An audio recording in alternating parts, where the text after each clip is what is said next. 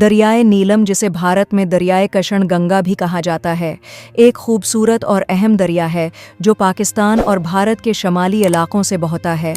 یہ جموں اور کشمیر کے ہندوستان کے زیر انتظام علاقے میں سونمرگ کے قریب کرشنسر جھیل سے نکلتی ہے اور پاکستان کے زیر انتظام آزاد جموں و کشمیر میں داخل ہونے سے پہلے وادی گریز سے ہوتی ہوئی شمال کی طرف بہتی ہے۔ ایک بار جب یہ line of control L O C کو عبور کرتا ہے تو اسے دریائے نیلم کہا جاتا ہے اور خوبصورت وادی نیلم کے ذریعے اپنا سفر جاری رکھتا ہے، جو اپنے سرسبز و شاداب پہاڑوں، جنگلات اور دلکش دیہاتوں کے لیے مشہور ہے۔ یہ دریا بالآخر مظفرآباد شہر کے قریب دریائے جہلم میں شامل ہو جاتا ہے۔